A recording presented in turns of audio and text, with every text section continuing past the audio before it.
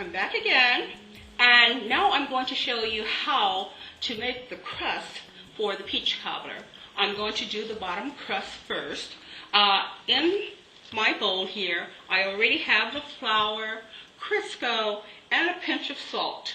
And I will be adding water gradually to this mixture until it forms a type of mixture that I would like. The dough has to be, you have to be able to knead the dough together.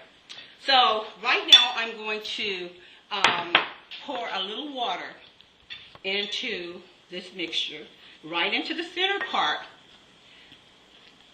until I get all of the flour mixed together.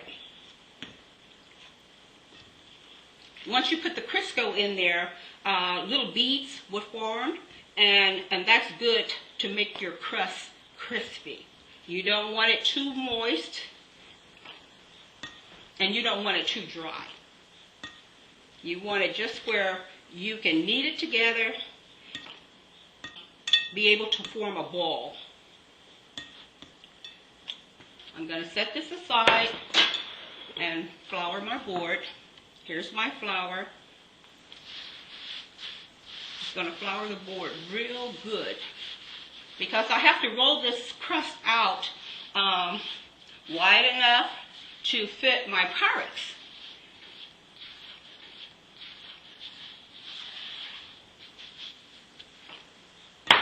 So now I'm going to knead this crust together.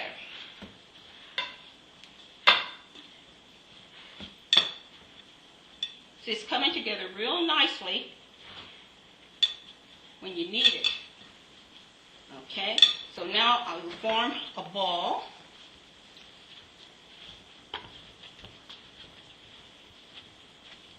By kneading this crust.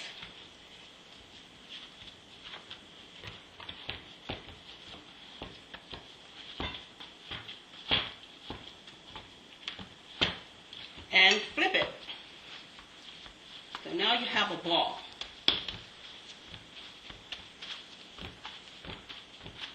And what we're going to do here, we're going to roll this crust out starting from the center. And we'll flour the rolling pin. So when you start to roll the crust, you're going to start in the center, rolling it back and forth. And then you can turn your board, and you can roll it from the center, putting a little pressure on it. Okay, and you can flip it. Flour your pin, keep your pin sturdy, and roll it.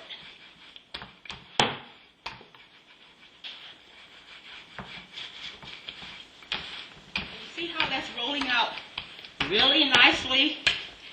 It's going to fit the Pyrex.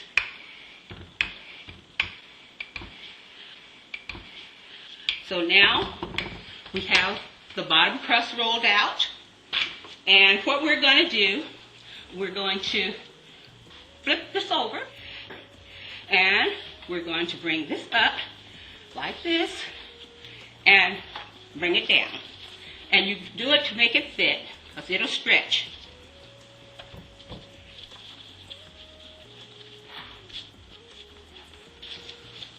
So when that top crust goes on top, it's going to fit real nicely. It's going to be crisscrossed, and you will notice that this crust is going to be brown, and it's going to look really, really nice. I'm back again, and now I have the peach mixture ready to go into the bottom crust, and I will be putting the top crust on, and I have already prepared the top crust, and I have already cut it in strips. So I have the mixture ready, and this is what it looks like. So when it cooks, it will even thicken a little bit more, where it'll be like a cream. Okay, so I'm going to pour this mixture in the pie crust very slowly.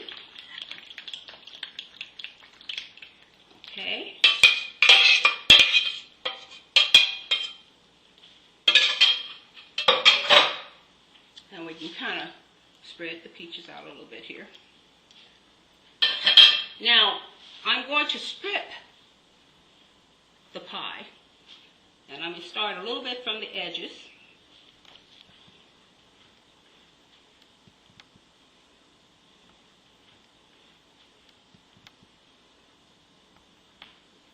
Isn't it colorful? And what I'm going to do here, I'm going to start right here at the edge. I'm going to bring this one up just a little bit, and I'm going to curve it. And I'll put the next one across there too. Just like that. Some more. And if it's too wide, you can always pinch the ends. So now what I'm going to do, I'm going to take and put a border around the pie, like this, and kind of blend it in with the side crust. We'll do that all the way around the pie. So now we have the pie top crust on. I usually take a little flour and kind of knead it on the side, pressing the inner crust to the outer crust.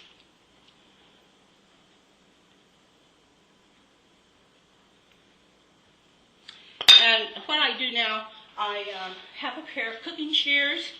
I kind of edge it up a little bit by clipping some of the crust off the edges.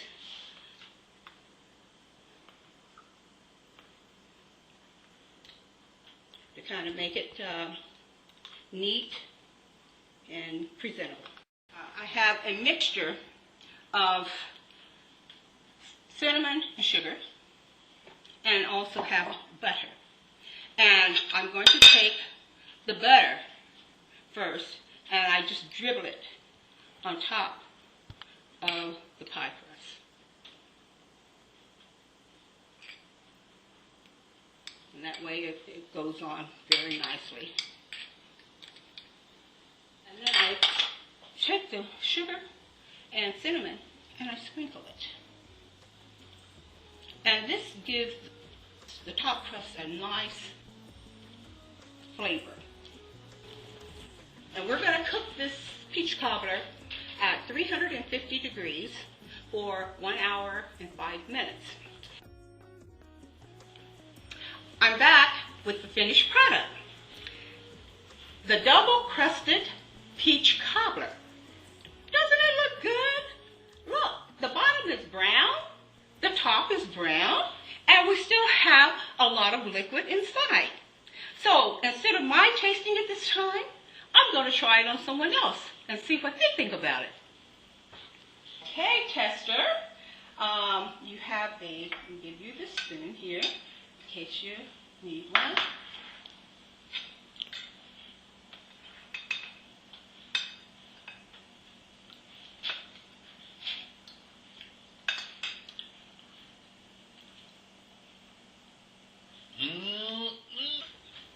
Thank you for tuning in to Deliciously Yours from Monica's Kitchen. And if you desire any of these recipes, just email monicajhenderson@yahoo.com.